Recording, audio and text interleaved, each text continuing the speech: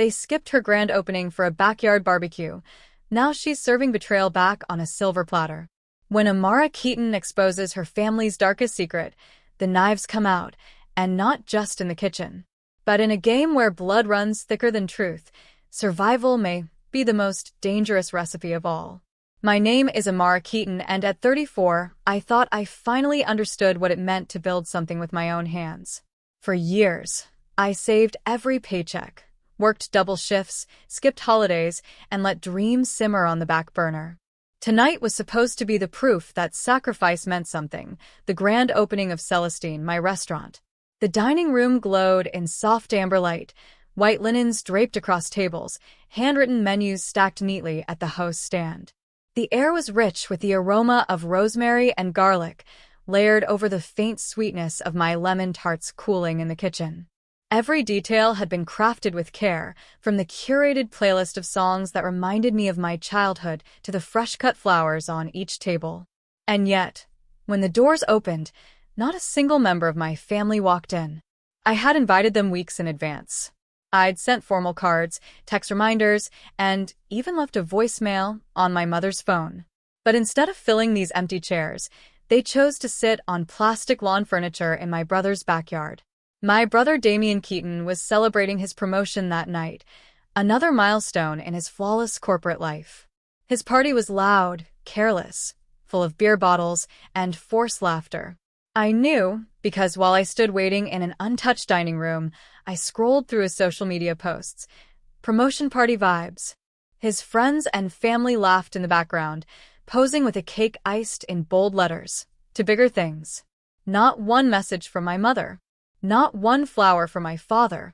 Not even an excuse. Hours later, after wiping down untouched tables and folding napkins that had never been lifted, I finally received a text. It was from my father, Charles Keaton. "We need to discuss the restaurant." Discuss. That word stung. Not congratulations, not "we're proud of you." Just business. I stared at the glowing screen until the silence in the room pressed against my chest. Then, with trembling fingers, I typed the sentence that would change everything. Effective immediately, Celestine is closed to all family. No reservations. No discounts. No exceptions. Minutes later, my phone lit up with a storm of missed calls. By the time I set it down, there were 19. Then came the knock at the back kitchen door. I already knew who it would be. When I pulled open the door, there stood Damian. Tailored blazer, cologne that was more performance than sincerity, and in his hand, a leftover slice of the promotion cake in a cardboard box. "Figured you'd want some," he said, smiling like none of this mattered. I didn't answer. "Look, Amara," he continued, his voice soft, rehearsed. "We didn't think the opening was that big of a deal. Dad said it was more like a test run. You know, soft launch vibes." I stepped outside, shutting the door behind me. My voice came out steady, though I could feel the storm building inside. "You went to his party, Damian. Not mine. I texted Mom 3 times. I baked your favorite tart, and it sat untouched for 5 hours. His smile faltered. "People got busy." "No." I cut him off. "People got lazy. People decided I'd always be the backup plan. Always the extra." I turned away, tossing the trash bag I carried into the dumpster. My hands shook, not from weakness, but from rage I'd swallowed for too many years. "Come on," Damian followed. "It's not that deep." But it was. It had always been that deep. From the way Dad introduced me as the artistic one while praising Damian as the achiever, to the constant comparisons from Mom. "At least your brother has a stable career." My dream had always been treated as an indulgence, something embarrassing to explain at dinner parties. Damian lowered his voice. "Look, Dad asked me to talk to you. He's interested in investing now. He sees potential." There it was. The truth. Not guilt. Not an apology. Just another negotiation. "Tell Dad," I said quietly, "that Celestine is fully funded. And my investor already bought exclusive rights to my loyalty." His brow furrowed. "What does that mean?" I smiled, thin and sharp. "It means you're late. And I don't serve leftovers." I slipped back inside, locked the door, and let his footsteps fade into the night. The next morning, I changed the locks. Not just at the restaurant, but at my apartment too. For years, I had been the family's revolving door. Amara, can we crash here? Can we store this? Can we borrow your car just till Monday? And every time I said yes, because saying no felt selfish. Because part of me believed that being useful was the same as being loved. But love doesn't flake on your biggest night. Love shows up. That morning, a handwritten sign went up on Celestine's door. Due to overwhelming support, Celestine is now reservation only. No walk-ins accepted, even if we share DNA. By noon, the sign was trending on local foodie blogs. By evening, it went viral. The photo of me, arms crossed in my white apron, standing firm in front of that sign, circulated online. The comments rolled in like fire. This woman is my hero. Boundaries taste better than betrayal. Tell Damien to eat a slice of humble pie. The phone wouldn't stop buzzing. My mother, Elaine Keaton, called 5 times, leaving a single voicemail. Amara, this is childish. We're family. Yes, we made a mistake, but this public tantrum makes it worse. Call me back. I didn't. Instead, I opened the restaurant doors to my very first customers that night, a couple from Georgia who had seen the story online. We canceled our other reservation just to be here, the woman said, squeezing my hand. As I led them to their table, I caught sight of my reflection in the front window.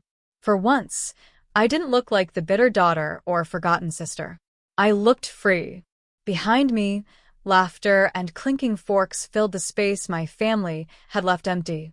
Celestine was alive, not because of them, but because of the strangers who chose me. 2 days later, my father appeared. Not at the restaurant, where cameras might catch him, but at my apartment. I saw him through the peephole first, wrinkled suit jacket, tired eyes, the posture of a man used to writing the story and losing control of it. Amara, he called through the door. Let's be adults about this. I opened it, but did not step aside. Your mother's upset, he began. Damien's confused. We all are. You want to talk? I said evenly. Then talk here. He sighed, brushing at his thinning hair. This is ridiculous. We're not enemies. No, I said, voice cold. You're just people who forget I exist, unless I'm footing the bill or cooking the meal. A flicker of discomfort crossed his face. I was going to help you, he muttered. I was looking into financing. You mean equity, I replied. Control. His eyes narrowed. Don't be paranoid. I reached behind me and pulled out the manila envelope waiting on my console. Inside was everything: deed, LLC, patents, recipes, all in my name. I handed it to him without a word. He flipped through, lips tightening. You hired a lawyer? I hired a team, I said. Funny what happens when you stop waiting for permission to shine. Silence stretched between us until he finally muttered, We just wanted you to succeed. No, I corrected. You wanted me to bend. Manageable. Dependent. He hesitated before stepping back. This will come back to bite you, Amara. You're burning bridges. I met his gaze, steady and unflinching. Then I'll learn to swim. And for the first time in my life, I closed the door on my father, not just physically, but permanently. That night, as I prepped for another sold-out dinner service, my phone buzzed with a message from Damien. They're planning something. Be careful. I stared at the words, my pulse steady. Let them plan. So was I. The first strike came quickly. A sudden rush of bad Yelp reviews. 1 star, then another, then 6 in an hour. The food was cold. The staff was rude. The owner stared at us like we didn't belong. None of the names matched the reservation log. None of them had ever stepped through Celestine's doors. It was sabotage, digital vandalism disguised as criticism. Damien's warning echoed in my mind. They're planning something. And this was just the beginning. I didn't panic. I prepared. The days following her confrontation with her father were a blur for Amara Keaton. Word had spread like wildfire, first through whispers, then through bold headlines plastered across social media. Family betrayal at Keaton Heights Gala. Estranged daughter opens rival business. Who really built the Keaton empire? At first, the coverage seemed to mock her. Clips of her standing alone at her restaurant's ribbon cutting were shared with sneering commentary. A rival columnist even wrote, "No guests, no glory." Amara Keaton's failure is proof that some people are destined to remain in the shadows of greatness. But Amara wasn't willing to bow down this time. She called a press conference in her restaurant's courtyard, standing tall in front of the cameras. The lights glared against her skin, the crowd murmured, but she lifted her chin and spoke with a clarity that stunned even the reporters who had come expecting a nervous collapse. "My name is Amara Keaton," she began. "And for years, I gave my heart, sweat, and every waking hour to building what many now call the Keaton Heights legacy. I was dismissed, disrespected, and deliberately erased from the narrative by those who should have protected me most. But today, I stand not as the forgotten daughter, but as the rightful voice of truth. And I will not be silenced again." The words spread like lightning. By the next morning, hashtags supporting her trended globally. Bloggers dissected her speech line by line, praising her composure and courage. People who had once ignored her started coming forward, some confirming her contributions in hushed interviews, others leaking documents that hinted at her pivotal role in early Keaton projects. It infuriated Ezra. Her brother's face appeared on a live news panel the following night, attempting to dismiss her as unstable and delusional. He smirked into the camera and called her claims nothing more than dramatics from someone desperate for attention. But cracks had already begun forming in his carefully polished facade. That was when Sienna Rowe, Ezra's fiancée, made her move. She arrived at Amara's restaurant late one evening, disguised in a scarf and oversized sunglasses. The dining area was closed for the night, but the lights were still on. Amara, exhausted yet restless, was reviewing orders when the door creaked open. At first, she thought it was another journalist trying to sneak in, but when Sienna pulled off the glasses, Amara froze. "You shouldn't be here," Amara said cautiously. "If Ezra finds out, that's exactly why I am here." Sienna's voice shook, but there was fire in her eyes. "I can't keep living under the lies. Ezra's been hiding something from everyone. Something huge. And if he gets away with it, you're not the only one who'll be destroyed, so will thousands of families who have no idea what's coming." Amara's pulse quickened. "What are you talking about?" Sienna leaned in, lowering her voice to a whisper. "Project Reset." The name dropped like a stone in Amara's stomach.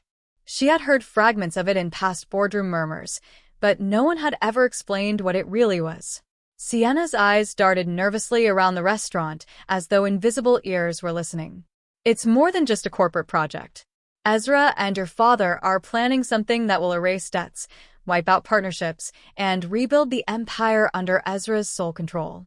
But to make it work, they need to bankrupt dozens of businesses, including yours. They're not just trying to ruin your reputation, Amara. They're trying to eliminate you." Amara's chair scraped against the floor as she stood. Her hands trembled, not from fear, but from the surge of anger rising inside her. "And you're just telling me this now?" "Because I finally realized I can't marry into this nightmare," Sienna whispered, tears filling her eyes. "But you don't understand. They already have people watching you. If they find out I warned you..." She broke off, swallowing hard. Amara's chest tightened. Betrayal she could stomach. Humiliation she could withstand.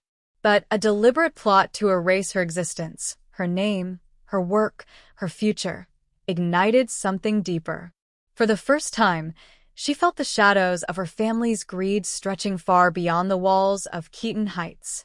She also knew one thing. There would be no turning back now. "Tell me everything you know," Amara demanded. Her voice carried the steel of a woman who had endured too much to be broken again. "If Ezra thinks he can erase me, then it's time he learned I've already started writing my own story." And as the night closed in around them, Sienna began to reveal secrets that would shatter everything Amara thought she knew about her family. The clock ticked past midnight, but Amara Keaton barely noticed. The restaurant's warm lights cast long shadows over the empty tables as Sienna continued her confession. Project Reset isn't just about restructuring the company, Sienna whispered, her hands twisting nervously. It's about burning it all down and rebuilding from the ashes. Ezra has convinced your father that the only way to protect the Keaton legacy is to sacrifice everything and everyone who doesn't serve their vision. Amara leaned forward, her eyes narrowing. Including me, Sienna nodded. Especially you. Ezra's been feeding the board lies for months, that you're unstable, reckless, incapable of managing responsibility. He's using your independence as proof that you've abandoned the family's mission. But the truth? He needs to erase you so no one questions the empire he's creating. The words stung, but they also fueled the fire inside Amara. Her brother's betrayal was no longer personal. It was calculated, systemic, and dangerous. She took a deep breath, steadying her voice. Why are you telling me this? What do you stand to gain? For a moment, Sienna's mask cracked. Her eyes softened, and her voice faltered. Because I loved him once. I believed in him. But the more I saw, the more I realized, Ezra doesn't love anyone. Not me, not you, not even himself. He only loves control. And if I go through with marrying him, I'll be complicit in everything he's planning. Amara studied her carefully. Was this an act? A ploy? Or was Sienna genuinely torn between loyalty and conscience? Before she could decide, the faint buzz of her phone cut through the silence. A message from an unknown number flashed across the screen. We know who you're meeting. Stop now or pay the price. Her stomach dropped. She turned the screen toward Sienna, who blanched. They're already watching us. The walls of her restaurant, once a sanctuary, suddenly felt like a cage. The next morning, Amara's restaurant was swarmed with reporters. Her speech had gone viral, and public curiosity was at a fever pitch. Customers poured in, eager not only for food but to witness the woman standing against her powerful family. But the flood of attention was a double-edged sword. Her suppliers began receiving threats. A city inspector, suspiciously timed, arrived with claims of violations. Anonymous reviews calling her restaurant unsafe appeared online. Every victory she gained in the public eye was met with a shadow strike in the dark. Through it all, Amara kept her composure. She smiled at guests, signed receipts, posed for photos, but inside, her heart pounded with dread. She knew Ezra was pulling the strings, tightening the noose. That evening, while reviewing bills, a knock echoed at the back door. Expecting another inspector, Amara braced herself, but when she opened it, a tall, sharp-eyed man in a gray coat stood there. Amara Keaton, he asked. His voice was low, steady. Yes, she replied warily. My name's Adrian Blackwood. I used to work for your family, and I know exactly what Project Reset is. Her pulse quickened. Another piece of the puzzle, appearing out of nowhere. Adrian stepped inside, his presence commanding yet oddly reassuring. I was Ezra's strategist, he admitted. Until I realized what he was really planning. He's not just restructuring.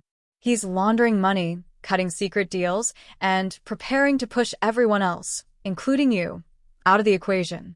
Amara's suspicion flared. And why should I trust you? Adrian met her gaze, unflinching. Because Ezra tried to ruin me too. I've already lost everything to him. Helping you is the only way I get justice.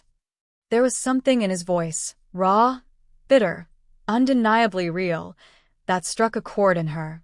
Against her better judgment, she felt the faint spark of trust. Maybe even something more. As night fell, Amara sat across from Sienna and Adrian, both of them united by betrayal. The three of them formed an unlikely alliance, an axis of the discarded, the disillusioned, and the determined. But even as plans began to form, Amara couldn't shake the feeling that they were already too late. Her phone buzzed again. Another message, this time with a photo attached. It was her restaurant, taken from across the street. The timestamp was just minutes ago. Beneath it, the words chilled her to the bone. We warned you. Next time, it won't just be a picture. Amara's breath caught. Her enemies were closer than she had ever imagined. And in that moment, She realized the battle wasn't just about reclaiming her name. It was about survival. Amara barely slept that night. The photograph of her restaurant glowed in her mind long after she deleted the message. Every creak of the building, every shadow beyond the curtains, sent her heart racing. Adrian insisted on staying close. He sat by the front windows with arms crossed, eyes scanning the street like a soldier waiting for an ambush. His calm presence steadied her nerves, though she could sense the storm behind his gaze. "You've made yourself their biggest threat," Adrian murmured in the early hours. "Ezra isn't just going to smear your name anymore. He's going to make an example of you." "I know," Amara whispered, pulling her sweater tighter around her shoulders. "But I'm not running this time. If I do, they win." Sienna, curled up in a corner with a blanket, stirred at their voices. Her makeup was smudged, her hair unkempt. Gone was the polished fiancé who had once graced Ezra's arm at galas. She looked like a woman haunted. "You don't understand how far he'll go," she said hoarsely. "Ezra's ruthless. He doesn't just want power, he wants to erase anything that threatens his vision. That includes you, Amara. And me." Amara's throat tightened, but she held Sienna's gaze. "Then we don't hide. We hit back." The next morning brought no relief.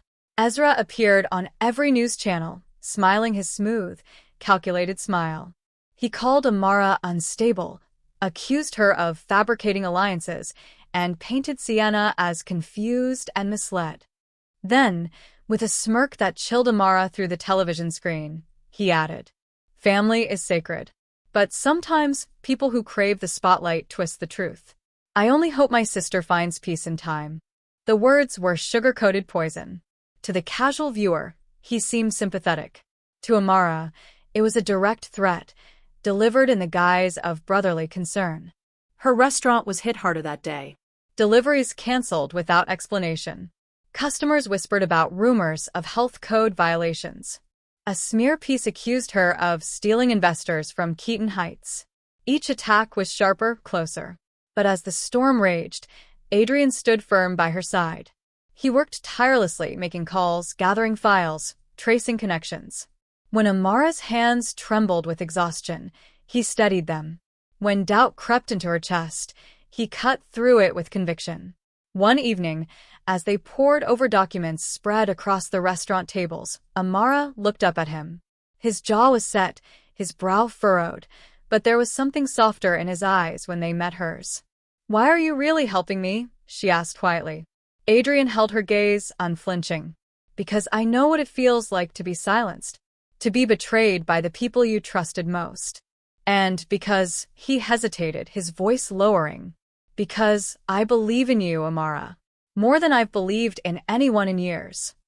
Her chest tightened, not with fear this time, but with something warmer, something dangerous in its own right. She looked away before her heart betrayed her resolve. The fragile moment was shattered when the restaurant's back window exploded inward. Glass rained across the floor. Sienna screamed. Amara ducked instinctively as Adrian threw himself between her and the shards, his arms shielding her. When the ringing in her ears subsided, she saw it. A brick on the floor, wrapped in paper. Adrian snatched it up, ripping the paper free. Scrawled across it in thick black ink were 4 words that froze Amara's blood. "You were warned." The police arrived too late, as always. They asked questions, wrote reports, promised patrols, but Amara could see the indifference in their eyes. The Keaton name carried weight, and Ezra had bought their silence long ago. That night, Amara, Adrian, and Sienna sat together in the dim restaurant, the brick lying on the table between them like a curse. "This isn't just intimidation anymore," Adrian said, his voice hard. "They're escalating. The next step won't be warnings, it'll be action."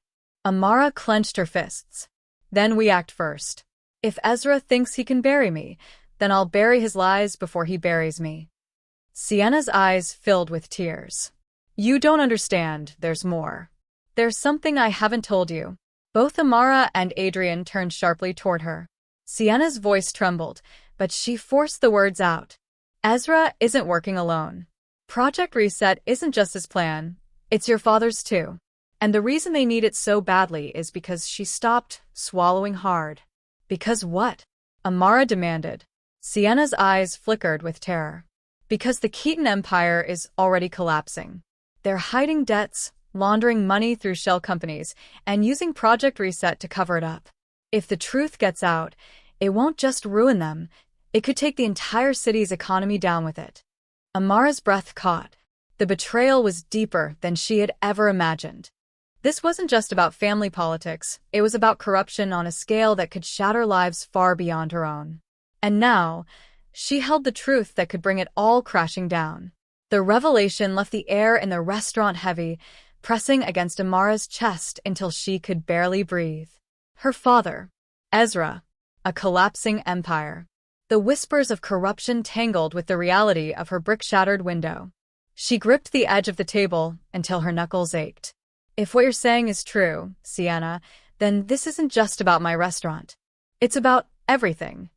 Sienna nodded, her eyes wide with guilt. I kept quiet because I was scared.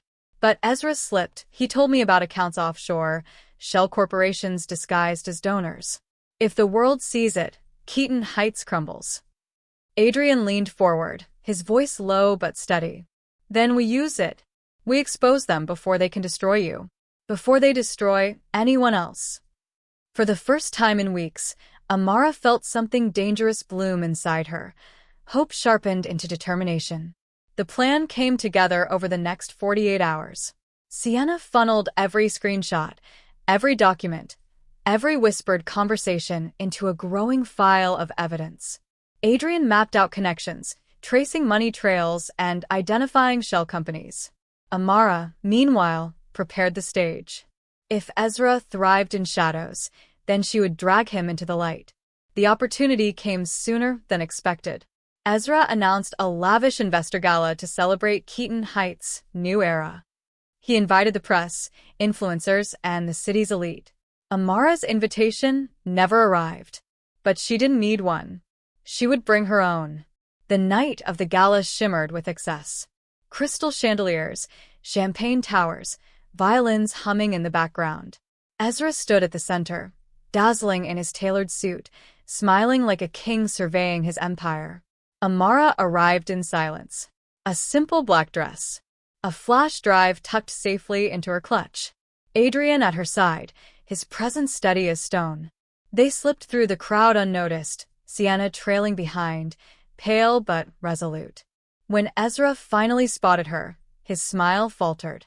Only for a fraction of a second, but enough to tell her she had already pierced his armor. Well, he said, sliding closer, glass in hand. I didn't think you'd dare show your face here. Amara's lips curved. You underestimate me, Ezra. You always have. Before he could reply, the lights dimmed. A projector whirred to life, casting images on the giant screen behind him. Not the glossy slideshow Ezra had prepared, but the evidence. Bank statements. Shell companies. WhatsApp messages from Project Reset. Photos of luxury homes purchased through hidden accounts. Gasps rippled through the crowd. Phones snapped up, recording. Ezra spun, his composure shattering. Turn it off, he barked at the staff. But it was too late. The city had already seen. Amara's voice rang out clear and unshaken. This is the truth. My family tried to silence me, sabotage me, and destroy everything I built. But corruption rots from within, and tonight, it's spilling into the light. The room erupted into chaos. Investors shouted. Reporters surged forward. Ezra's mask cracked, his voice shrill as he screamed denials. And then Amara caught it. Sienna's face. Pale. Tight. Eyes darting away. A chill ripped through Amara. She pulled Sienna aside. What did you do? Sienna trembled. Tears welled in her eyes. I didn't mean to, but I warned Ezra. I thought maybe if he knew, he'd back down. I just wanted to stop all of this before it went too far. Betrayal carved through Amara like glass. Her ally, her informant, had fed the monster she was trying to kill. Ezra lunged across the floor, guards pushing through the crowd, fury burning in his eyes. You think you've won, Amara? You think this ends here? Adrian stepped in front of her, blocking Ezra's path. It ends tonight. The room spun with shouting, flashing cameras, and collapsing power. And then, as quickly as it had begun, the police stormed in. Not the complacent officers from before, but federal agents, tipped off by the very evidence Amara had delivered. Ezra fought, cursed, and clawed against the cuffs. Their father tried to step in, only to be pushed back, face pale as the walls of his empire closed in. Amara stood still in the center of it all, her breath steady, her heart finally quiet. Hours later, when the gala was nothing but broken glass and whispered scandal, Amara walked outside with Adrian. The city air was cool against her skin. "You did it," Adrian said softly. "No," she corrected, her voice calm but sharp. "We did it. And this time, they can't take it back." He reached for her hand. She didn't pull away. For a moment, under the glow of the streetlights, Amara let herself feel the weight of victory. Not the gloating triumph her family had always craved, but the quiet strength of survival. The cameras had captured Ezra's downfall. The city had seen the rot, and the name that once chained her had finally broken loose. But deep down, Amara knew the story wasn't over. Her family's empire was crumbling, but empires didn't fall without aftershocks. Somewhere in the darkness, new threats would rise, whispers of vengeance echoing her own. And when they did, she would be ready. That night, as she locked her restaurant doors, she paused at the sign on the window. "Reservations only." She smiled. Boundaries had saved her once. They would again. The kitchen lights dimmed, the city hummed outside, and Amara Keaton finally exhaled. Not as a victim, not even as a survivor, but as a woman who had chosen her own ending. The suspense lingered, yes, but so did her strength. And this time, the silence tasted sweeter than revenge.